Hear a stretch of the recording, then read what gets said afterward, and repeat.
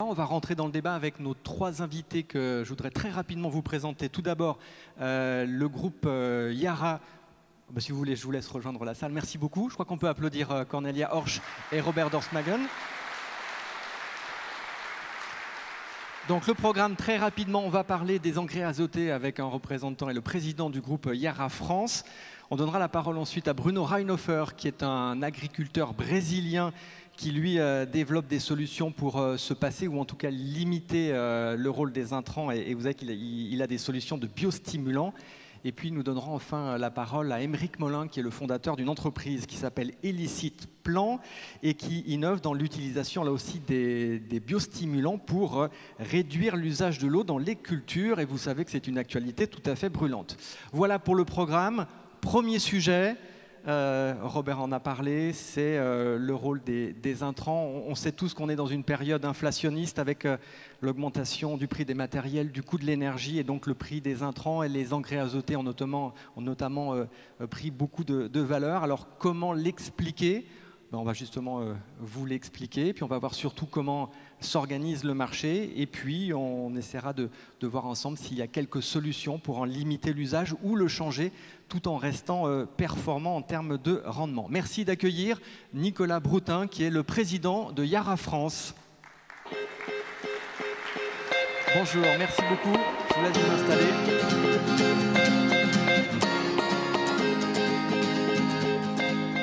Voilà, merci à vous d'être avec nous ce matin. Merci d'accepter de venir au contact direct des agriculteurs et des agricultrices. Peut-être pour commencer, un petit mot de présentation de l'entreprise. Je vais dire que Yara, c'est le numéro 1 mondial de la fabrication et de la commercialisation des engrais minéraux. Plus largement, quelques mots sur l'entreprise dont le logo est un drakkar, ce qui veut bien dire quelque chose sur son histoire. Oui, d'abord bonjour à toutes et à tous, merci pour cette invitation, je suis ravi de participer et je suis effectivement impressionné de voir le monde d'aujourd'hui.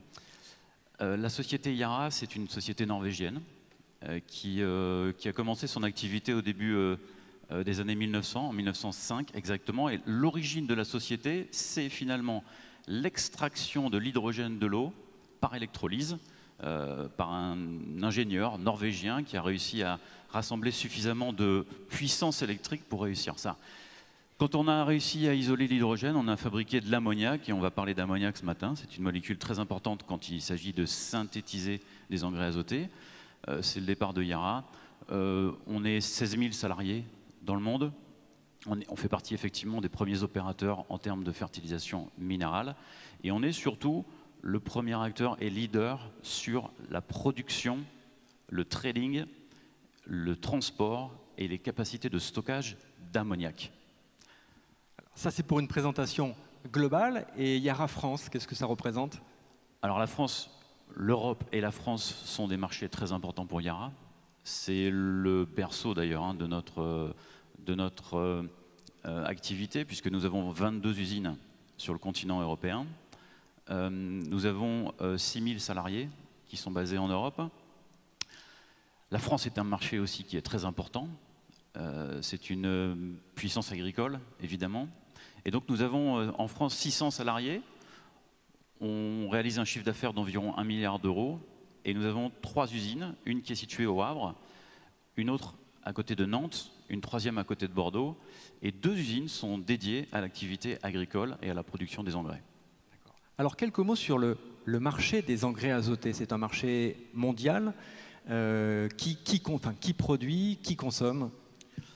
Alors, effectivement, l'azote, c'est une commodité. Les engrais azotés minéraux sont une commodité. Ils sont produits à peu près partout dans le monde, notamment lorsqu'il y a des ressources gazières, puisqu'on va voir le lien très étroit entre azote et gaz. C'est un marché qui représente à peu près 100 millions de tonnes, 110 millions de tonnes très exactement de production en 2020. Et pour vous donner un petit peu le ratio, l'Europe représente 8% de la production, donc une part relativement faible. Et si on raisonne en consommation cette fois-ci, la France, c'est 2 millions de tonnes d'azote. Donc 110 millions de tonnes production mondiale, consommation mondiale. 2 millions de tonnes, c'est la France, c'est-à-dire 1,5% du marché. D'accord. Et la France consomme des engrais produits en France ou est obligée de les importer en majorité? Alors, la France importe massivement les engrais minéraux azotés, puisque 70% des produits sont importés, et on en fait 30% en France. Ça représente à peu près 700 000 tonnes d'azote produits ici sur le territoire national. Mais effectivement, on est sur un marché de commodité, on est sur un marché très ouvert, et le recours à l'importation est largement majoritaire en France. Alors, nous avons un public de professionnels. Vous connaissez sans doute le sujet parce que vous utilisez ces produits. Mais en quelques mots, quand on parle d'engrais azotés, on parle de quoi précisément? Alors, quand on parle d'engrais azotés au sens large, on peut parler d'azote organique, bien sûr. Donc, toutes les ressources organiques contiennent de l'azote, c'est-à-dire que cet azote est associé à du carbone. La teneur en azote est relativement faible, autour de 5% et moins. Mais on parle aussi, quand on évoque les engrais azotés, les engrais minéraux. Donc les engrais minéraux se basent essentiellement sur une matière première qui est l'ammoniac. On obtient cet ammoniac par synthèse en combinant l'hydrogène, qui vient essentiellement du gaz naturel, et l'azote de l'air. Et à partir de cette molécule ammoniac, on fabrique l'ensemble des engrais minéraux. Donc le point de départ, c'est l'azote de l'air, il est autour de nous, il y en a 80%, il est gratuit, mais il faut surtout le combiner avec de l'hydrogène, ce qui, là, est beaucoup plus problématique. Voilà, donc on parle de chimie. Enfin, la chimie est au cœur de tout et on va voir que le lien est très fort entre la chimie et au final l'alimentation. Oui, alors nous sommes avant tout des industriels, donc on opère des entités industrielles relativement significatives, qui sont très gourmandes en investissement, qui sont de l'industrie lourde, en général associées à des matières qui sont plutôt des matières dangereuses, donc ça veut dire des sites Céveso. Donc on opère cette industrie qui est de la chimie de synthèse minérale, et le cœur de métier, c'est vraiment d'assembler de l'hydrogène avec de l'azote, et à partir de cet assemblage, de décliner l'ensemble des engrais minéraux. D'où l'importance du gaz dans le processus. Alors voilà, c'est le message quand même, c'est-à-dire que la situation actuelle, pourquoi elle est problématique au niveau des engrais, et notamment des engrais azotés? Parce que l'hydrogène nécessaire à leur synthèse provient du gaz naturel. 99,9% de l'ammoniac, donc des engrais azotés produits dans le monde aujourd'hui, sont issus du gaz. Le lien entre énergie et alimentation est direct. C'est ce que tout le monde est en train de découvrir. Mais ça veut dire concrètement qu'on ne peut pas parler d'indépendance alimentaire sans parler d'indépendance énergétique. Mais quelle est la part du coût du gaz dans la fabrication des engrais? Alors, le méthane dans lequel on va prélever l'hydrogène représente entre 80 et 90% du coût de fabrication des engrais azotés. Donc c'est énorme. La fourchette dépend un peu de l'efficacité énergétique des différentes usines, mais vous pouvez compter une fourchette de 80 à 90% pour deux raisons. D'abord parce que dans le gaz naturel, on va prendre l'hydrogène, ça c'est la matière dont on a besoin, et en plus pour casser la molécule de méthane, on chauffe à 1200 degrés, et évidemment on chauffe avec du gaz. Bon, tout ça nous conduit à une question de prix. Les engrais ont des prix qui se sont envolés. Quelle est la fourchette, quelle est la tendance? Oui, alors je disais que les engrais minéraux azotés étaient une commodité. Il y a donc un marché international. La France représente une part très très marginale de ce marché. Elle est importatrice. Elle est donc intégralement soumise aux variations du marché international. Ce marché international, il est régi, comme tout marché de commodité, par l'offre et la demande. Donc il faut bien déconnecter la question du gaz aujourd'hui par rapport à l'évolution du marché. Ce marché a vu une évolution très très forte depuis d'abord la pandémie, parce qu'en réalité, vous savez, les usines en 2020, elles ont tourné pas si bien que ça. On a calculé sur l'année 2020 un déficit d'offres au niveau mondial de l'ordre de 5%. Dans une tendance fin 2020, début 2021, où la production agricole était bonne, il y avait une vraie incitation à produire dans un contexte de reprise économique. Donc le début du déséquilibre offre-demande date de la pandémie et de la post-pandémie 2021, et puis est arrivée la question du gaz. Et la question du gaz, bien sûr, a mis l'industrie européenne en difficulté, Et la question, l'augmentation du prix du gaz a réduit la production européenne à plusieurs reprises. D'abord fin 2021, ensuite, notablement en mars de cette année 2022, après le déclenchement du conflit. Et puis maintenant, on est en train de rentrer dans la troisième crise du gaz qui s'annonce longue. Mais quand on parle des prix pour les agriculteurs, ils ont évolué comment? Pardon? Quand on parle des prix pour les agriculteurs de vos produits, comment est-ce qu'ils ont évolué? Alors, ils sont fortement à la hausse. D'une part parce que ce marché international est sous tension depuis plusieurs mois, et parce que des éléments d'ordre géopolitique tels que la situation gazière en Europe créent bien sûr une tension très forte. À l'heure où on parle, plus de 50% de la capacité de production européenne est à l'arrêt. Plus de 50%. Donc même si l'Europe ne représente que 10% de la production mondiale, ça suffit évidemment à créer des tensions très très fortes sur les marchés. Donc pour vous répondre clairement, un ammonitrate qui est le produit phare et qui est le premier engrais utilisé par les agriculteurs français, qui était offert à la mi-2021 dans des ordres de prix de l'ordre de 300 € la tonne, aujourd'hui vaut pratiquement 1000 € la tonne. Voilà, donc c'est x3, c'est conséquent. Est-ce que ça a une incidence sur la consommation? Alors oui, c'est-à-dire que quand on analyse les données de la saison 2020-2021, on voit très nettement un décrochage de l'ordre de 15%, parce que les zones d'élevage sont en général quand même des zones, et peut-être aussi des zones mixtes, sont des zones où il est plus compliqué de répliquer quelque part ses charges opérationnelles, ses coûts sur le prix de vente. Donc avec un prix des céréales et des oléagineux qui était relativement bon, certains agriculteurs de systèmes plutôt céréaliers ont pu amortir ces niveaux de charge. C'est moins vrai pour l'élevage. Il est évident que sans une augmentation de la valeur des productions agricoles, on a un gros problème devant nous. Nous sommes aujourd'hui début septembre, on voit que les choses s'accélèrent. Quelles sont pour vous les perspectives? Est-ce que vous allez avoir, vous avez dit que la moitié de la production était à l'arrêt, est-ce que vous allez avoir assez de gaz? Est-ce qu'on risque d'avoir des pénuries d'engrais? Alors, sur le prix du gaz, pour vous le donner en données chiffrées, pendant à peu près une vingtaine d'années, il était dans des valeurs de l'ordre de 10 à 20 € du mégawattheure. Ok. 2000, 2020. Fin 2021, première alerte.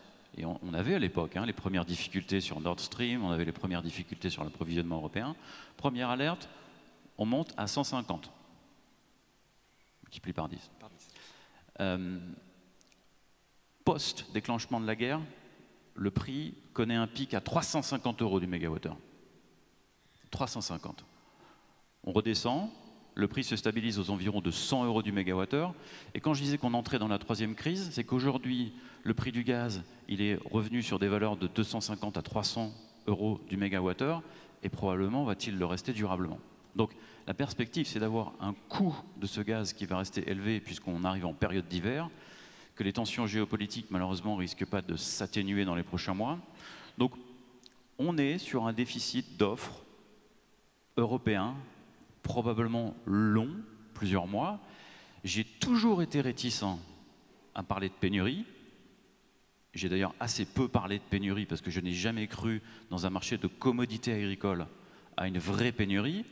On est aujourd'hui sur des questions de disponibilité de volume. Donc peut-être pas une pénurie sur des mois, mais ponctuellement, on peut avoir des problèmes d'approvisionnement. Donc le problème ne devient plus à un moment donné le prix, mais, et c'est ce qui a été dit en introduction, comment j'obtiens le produit.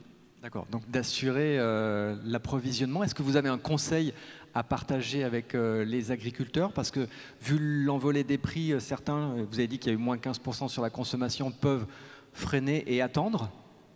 Vous, votre message, c'est n'attendez pas? Alors, sur la tactique d'achat, ça fait 2 campagnes qu'on observe exactement le même phénomène, c'est-à-dire que la morte saison des engrais qui commence à peu près au début du mois de juin, cette morte saison a pour vocation normalement d'avoir des prix incitatifs et d'être dans la mise en marché le moment où les agriculteurs peuvent stocker à meilleur marché que dans la période de consommation. Ça fait 2 saisons, juin 2021, et on est dans le même scénario en juin 2022, où on voit une nette diminution des positions à l'achat. Avec souvent deux raisons qui sont invoquées. Un, je pense que ça va baisser. Deux, je n'ai pas d'offre de la part de mon distributeur.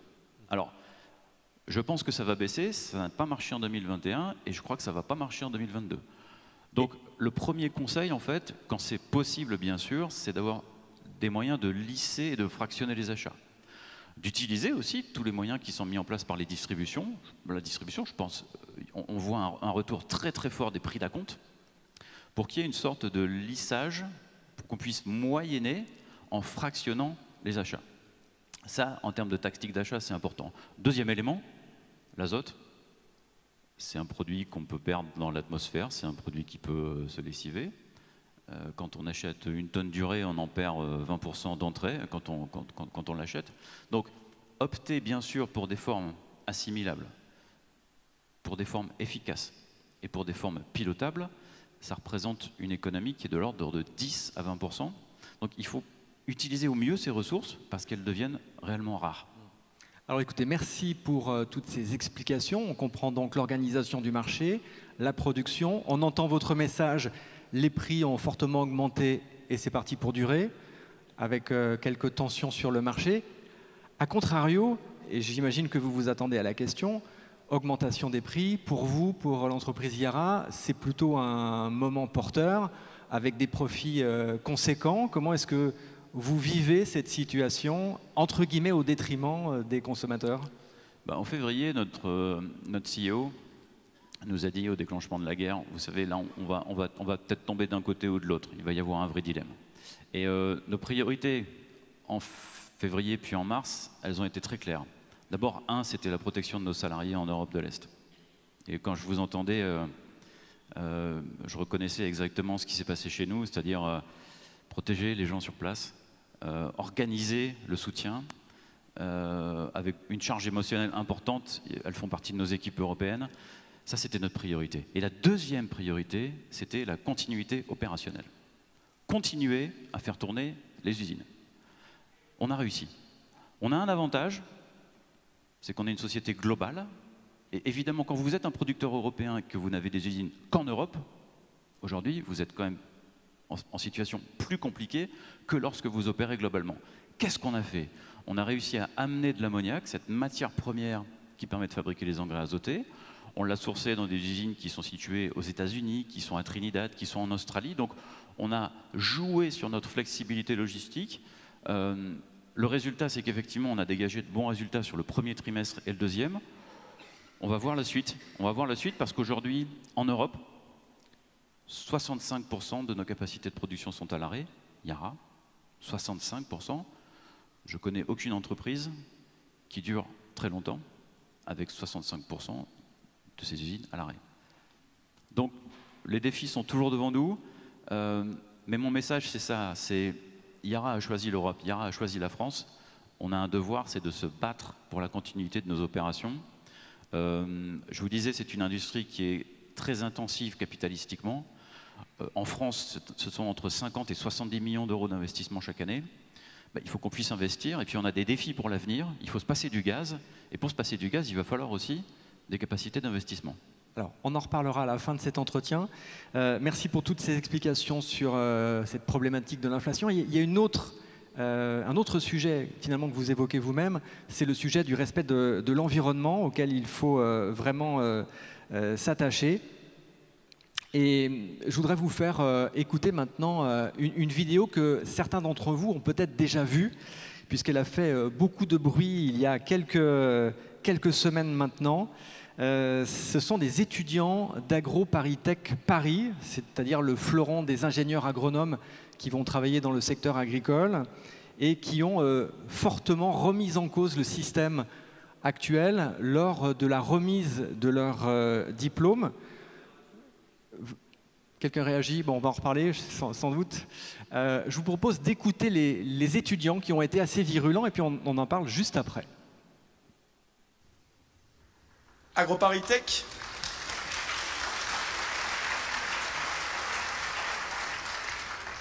AgroParisTech forme chaque année des centaines d'élèves à travailler pour l'industrie de diverses manières. Trafiquer en labo des plantes pour des multinationales qui renforcent l'asservissement des agricultrices et des agriculteurs, concevoir des plats préparés et ensuite des chimiothérapies pour soigner les maladies causées, inventer des labels bonne conscience pour permettre aux cadres de se croire héroïques en mangeant mieux que les autres, développer des énergies dites vertes qui permettent d'accélérer la numérisation de la société tout en polluant et en exploitant à l'autre bout du monde. Pondre des rapports RSE d'autant plus longs et délirants que les crimes qu'ils masquent sont scandaleux. Ou encore compter des grenouilles et des papillons pour que les bétonneurs puissent les faire disparaître légalement. Ces jobs sont destructeurs et les choisir, c'est nuire en servant les intérêts de quelques-uns. C'est pourtant ces débouchés qui nous ont été présentés tout au long de notre cursus à AgroParisTech. En revanche, on ne nous a jamais parlé des diplômés qui considèrent que ces métiers font davantage partie des problèmes que des solutions et qui ont choisi de déserter. Bon, voilà, ils remettent en cause le système, ils peuvent même parler des entreprises comme Yara, finalement, vous êtes quasiment visé. Comment vous réagissez à ce type de discours? D'abord, il faut mentionner qu'en tant qu'industriel, depuis plusieurs années maintenant, on a vu un changement très fort. On a régulièrement des gens qui défilent devant nos usines, qui bloquent les entrées. Donc, cette parole s'exprime, elle est libre, tant mieux. Je crois qu'il ne faut pas non plus caricaturer. Mais est-ce qu'il faut l'écouter? Est-ce qu'il faut l'entendre? La France. Alors, ce que je crois, c'est que l'erreur serait d'opposer les modèles. Prenons l'agriculture biologique apporte des solutions techniques de façon plus large que l'agriculture biologique. Donc, n'opposons pas les modèles. Je crois qu'on ferait une erreur considérable si on ne cherchait pas à additionner les différentes solutions. Donc, changement de modèle, oui, bien sûr. On ne peut pas continuer les émissions de CO2 de cette manière, bien évidemment. Donc, on a vu un changement très fort, on a vu des attentes sociétales. Sur la question de ces jeunes, il ne faut pas oublier deux choses quand même, c'est qu'on a un système agricole, on a un enseignement agricole en France, je crois, qui est très respectable, très bien organisé. Il y a des jeunes qui ont envie de croquer. 50% des agriculteurs partiront à la retraite dans les 10 ans. Moi, j'en vois des jeunes qui ont envie. Il y a des BSS ici. Toutes ces filières-là sont des filières où il y a des jeunes qui sont motivés. Et je crois que dans ces filières, on enseigne aussi des agricultures alternatives. Et c'est important d'avoir différents modèles. Maintenant, si on parle des engrais minéraux azotés, ils nourrissent plus de 50% du monde. Donc, faire une transition brutale serait une erreur monumentale. Il faut qu'on puisse l'accompagner sur le long terme avec, premier sujet, augmenter l'efficacité des nutriments utilisés par la plante. Deuxième sujet, décarboner. Et puis le troisième pilier, c'est à un moment donné, il faut que, face à une rareté des éléments, on puisse rémunérer la production de nourriture à un niveau qui permette à une agriculture d'exister. Vous parlez des étudiants, je le disais tout à l'heure, on a une cinquantaine d'étudiants de BTS. Est-ce que parmi vous, quelqu'un veut réagir à ce qui a été dit par les étudiants d'Agrotech Paris? Est-ce que vous partagez ce constat? Est-ce que vous en êtes solidaire? Comment vous voyez les choses? Alors, je ne sais pas si on a un micro et on peut peut-être passer la parole à un des étudiants. Je vous prends au dépourvu, mais enfin, si vous voulez réagir, c'est le moment. Ou avec un de vos professeurs. Alors, pardon, je ne vous vois pas trop dans la pénombre. Je reviens vers vous, Nicolas Broutin. Pardon? Alors, si vous voulez bien, je vais venir jusqu'à vous avec le micro. Voilà. Est-ce qu'il y a peut-être déjà un enseignant du BTS qui est là, qui veut réagir? Ou un étudiant?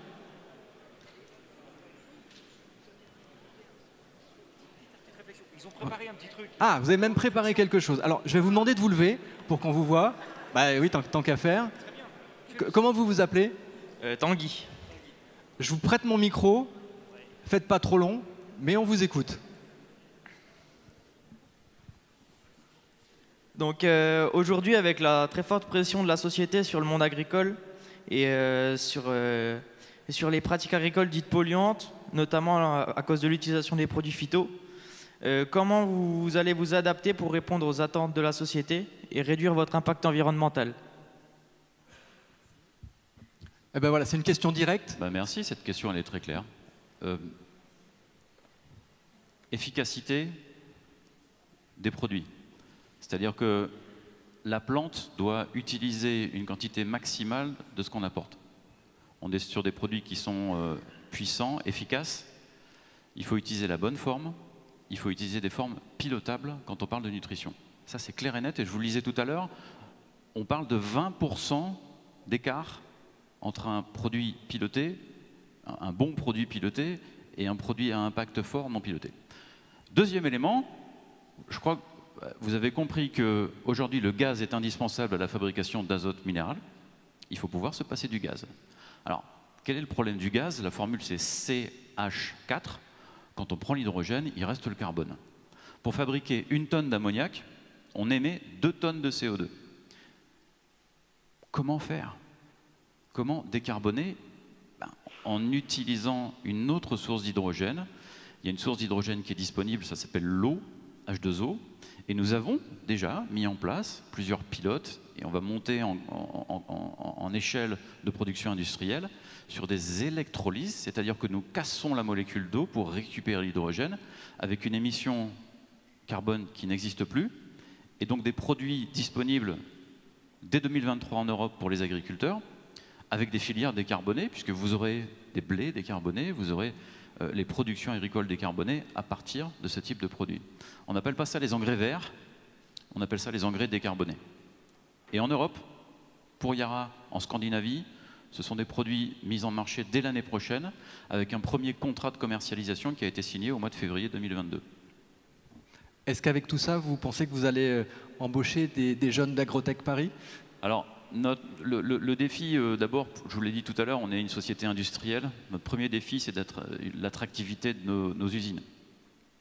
C'est très important. Donc, notre proximité avec le tissu local est fondamentale. Proximité par rapport aux municipalités, par rapport aux associations, par rapport aux filières de formation. Aujourd'hui, je vois beaucoup de jeunes dans les usines. Je vois beaucoup de jeunes qui ont envie d'avoir des métiers techniques. Vous savez, l'industrie, c'est l'art mécanique au départ, qui nécessite une certaine ingéniosité. Et donc, il ne faut pas quand même salir ce mot industrie. L'industrie, c'est beau, comme l'agriculture. Et je vois aujourd'hui des jeunes qui sont des passionnés, qui ont envie d'avoir les mains dans le cambouis. Ils sont dans nos usines.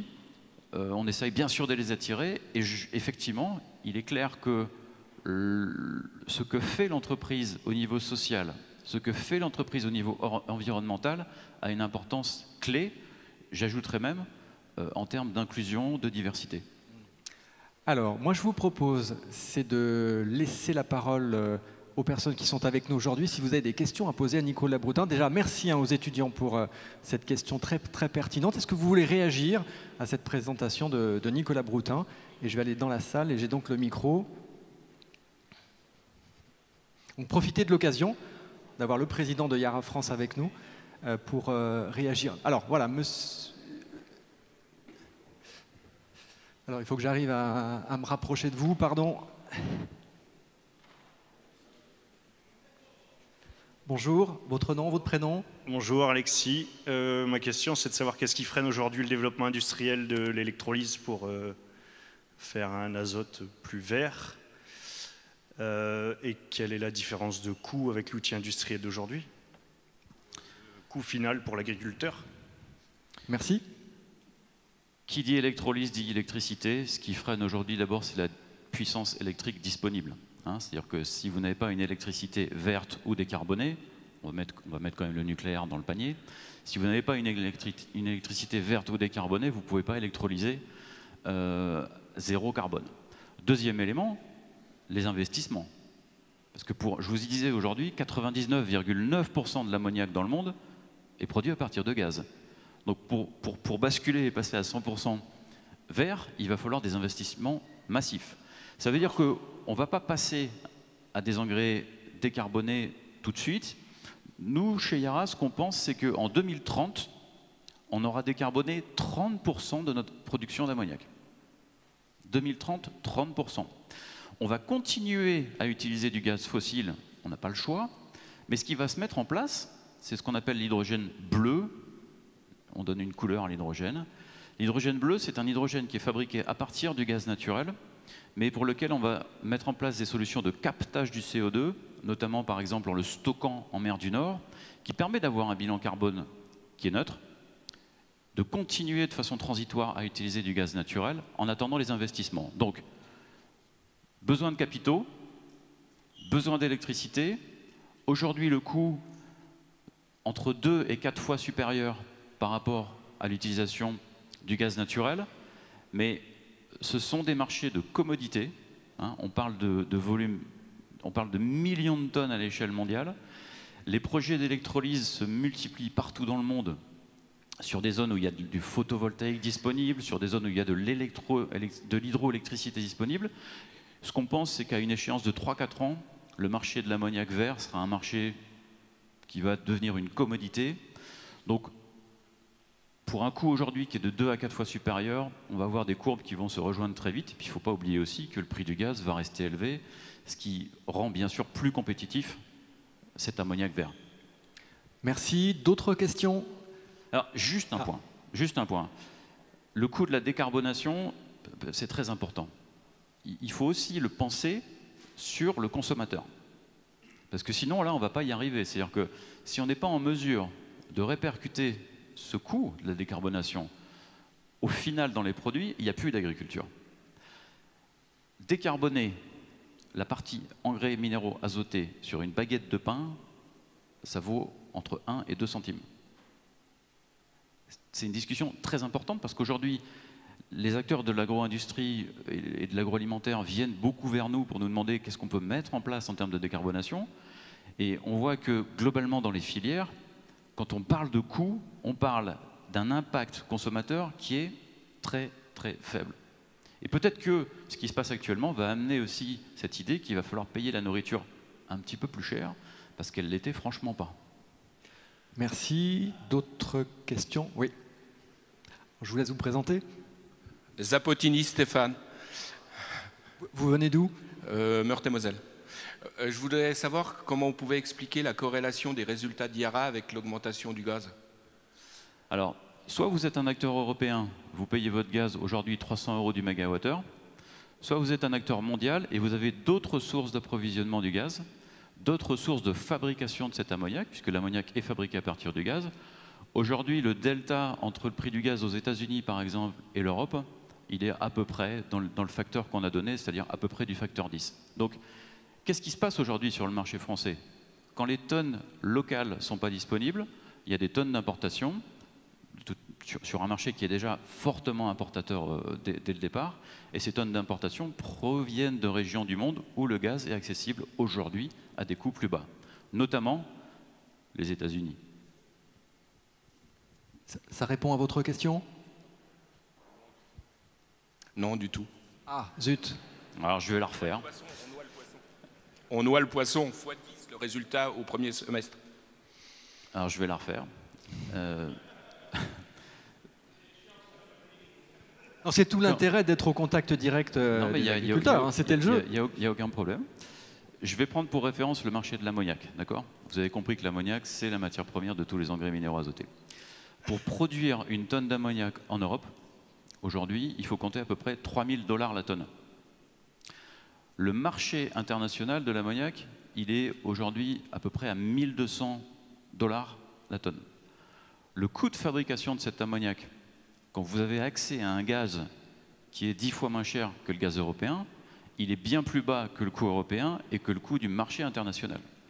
Donc évidemment, quand vous avez cette présence globale et que vous êtes capable très rapidement de réacheminer des flux d'ammoniac, vous avez une meilleure résilience économique. Donc, alors je ne l'ai peut-être pas dit, hein, vous avez raison, je ne l'ai peut-être pas dit, c'est que notre système européen a un gros avantage chez Yara, c'est que 80% de nos usines sont situées en bordure maritime et dans la plupart des cas, on est capable soit de produire de l'ammoniac à partir de gaz européen, soit d'importer cet ammoniac du système mondial. Ce qui explique une meilleure résilience certainement de la société par rapport à une société locale. Bon, c'est une bonne nouvelle, hein, ça veut dire qu'on est capable d'être là demain, ça veut dire qu'on est capable d'investir demain. Merci. Deuxième tentative. Je crois que vous verrez ensemble si monsieur est convaincu. Une autre question? Donc, bonjour, Gauthier, dans le Meurthe-et-Moselle. Je suis dans un groupe de méthanisation, on est une vingtaine d'exploitations, transant à peu près, un peu plus de 80 tonnes de fumier par jour. On avait été une des 3 méthanisations de France à partir dans le projet Nereus, qui était de transformer le digestat en azote liquide via de la nanofiltration et une partie d'osmose inverse. Je ne sais pas si vous, en tant que firme de vendeur d'engrais, vous commencez à regarder, à transformer du digestat en fait pour le densifier beaucoup plus pour arriver justement à des formes assimilables à 100% et réduire les coûts de transport. Parce que nous, la société Nereus qui a travaillé sur notre méta, et à la fin, on était le seul site en France à terminer les essais. Donc c'est quelque chose qui ne marche pas encore. Peut-être ça marchera un jour, mais est-ce que vous, en tant que prestataire, en fait, vous commencez à vous intéresser à ce genre de choses, parce que les métas ont quand même fleuri ces 10 dernières années, quoi. Alors l'azote minéral, je pense que tout le monde l'a compris, c'est plutôt quelque chose qui va diminuer. Ça a déjà fortement diminué en Europe et ça va continuer à diminuer. Quand je disais augmenter l'efficacité des nutriments, ça veut dire qu'il faut s'intéresser aussi à ce qui permet, de stimuler la plante. Donc on s'intéresse au système sol. La fertilisation minérale n'est pas quelque chose d'isolé. Il y a la plante, mais il y a le système sol. Et dans ce système sol vient la question de la matière organique. Donc depuis 2019, on s'intéresse à la question de la matière organique. On a construit un partenariat avec Veolia et nous avons commencé à produire cette année les premiers engrais organominéraux qui sont finalement une association d'azote recyclé sous forme de matière organique et d'azote minéral. Produits qu'on a commencé à développer plutôt en Europe du Sud, sur des cultures spéciales, qui donnent un très bon retour. Ça veut dire que demain, notre enjeu va être d'accéder à ces sources de matière organique. Ce que vous évoquez peut faire partie certainement des solutions. Merci beaucoup Nicolas Broutin. Vous évoquez l'idée de réduire l'utilisation de ces produits. Moi j'aimerais maintenant vous faire écouter le témoignage de Josef Stangl, qui est conseiller sur la ferme Agrovation en République tchèque, ferme qui appartient au groupe Horsch, et c'est une ferme qui est dédiée à l'expérimentation. Il nous apporte son témoignage sur comment il essaye de limiter l'usage des engrais. On va l'écouter. Bonjour à tous, je m'appelle Josef Stangl et nous sommes actuellement sur la ferme expérimentale de la société Horsch, Agrovation, qui se trouve en République tchèque. J'aimerais vous parler du changement de stratégie d'application de l'azote sur l'exploitation d'Agrovation. Non seulement nous nous sommes concentrés sur la dose totale d'unités d'azote à apporter, mais également sur son fractionnement. Les oligoéléments représentent un second levier que nous utilisons de plus en plus sur l'exploitation.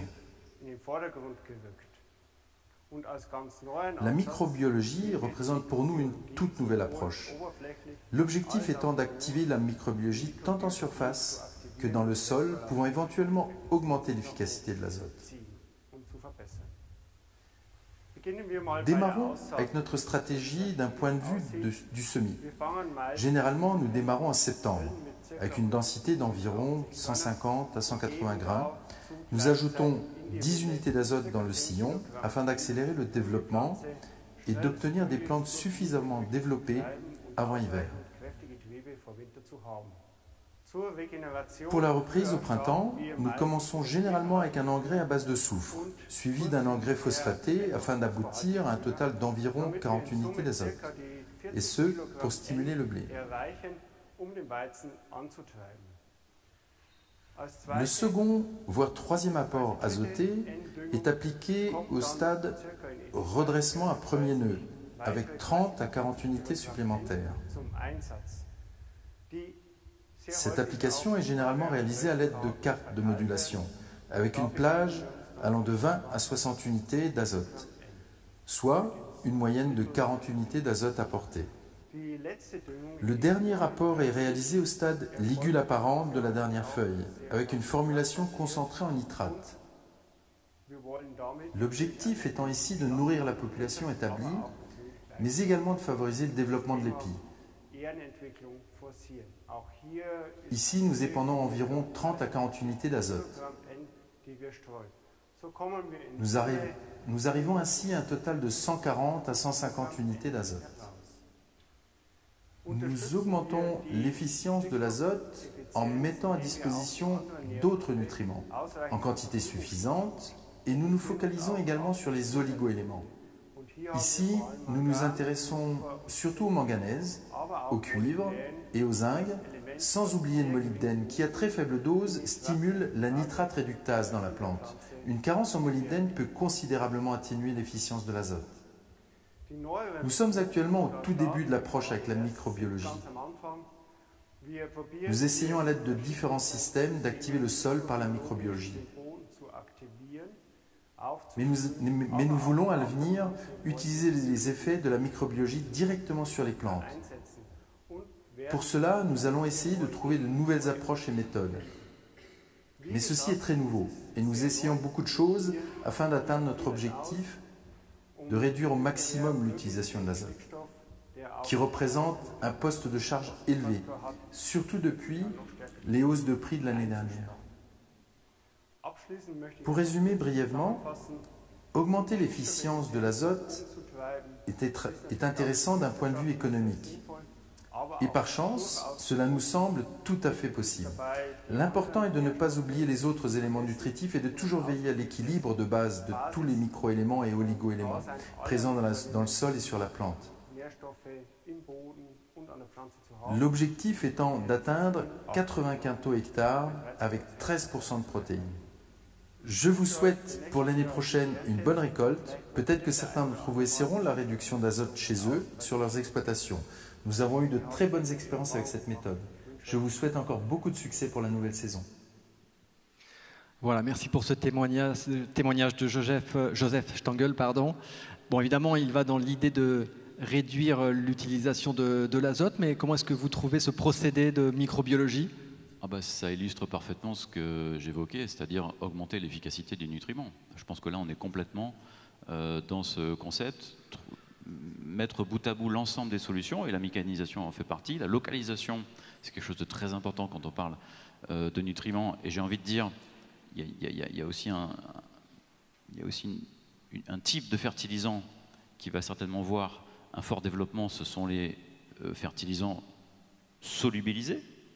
Puisque là on est sur des niveaux d'efficacité qui battent tout ce qu'il est possible de faire avec des engrais secs.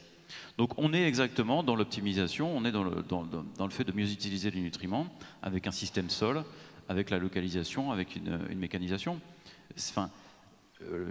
Là il s'agit d'un agriculteur qui est situé plutôt dans l'est de l'Europe. Ce que vit l'Allemagne et l'Europe de l'Est en général en termes d'engrais, c'est encore plus compliqué qu'ici, parce que la dépendance à la Russie était plus forte et parce que l'Allemagne est quand même aujourd'hui un pays en termes d'importation de gaz russe qui a une exposition forte comme certains pays d'Europe de l'Est. Donc on voit bien dans le prix par exemple des ammonitrates que l'ammonitrate au dosage qu'on va fabriquer sur la façade atlantique est aujourd'hui à un prix largement inférieur par rapport au CAN 27 qui est la forme dominante en Europe de l'Est et notamment en Allemagne. Bon, merci beaucoup Nicolas Broutin. Comment est-ce que vous trouvez l'accueil que vous ont réservé les agriculteurs aujourd'hui aux Journées de la Lucine ? C'est réjouissant de pouvoir se regrouper parce qu'on ne l'a pas fait pendant très longtemps. C'est bien de pouvoir avoir ce dialogue direct et je suis à votre disposition pour toutes les questions, y compris sur la profitabilité de l'entreprise. Et je suis très content aussi d'avoir les BTS. Mon fils a commencé son BTS Axe la semaine dernière. Donc voilà, bravo pour cette journée, merci beaucoup pour votre accueil. Merci beaucoup Nicolas Broutin, merci pour votre témoignage. Merci.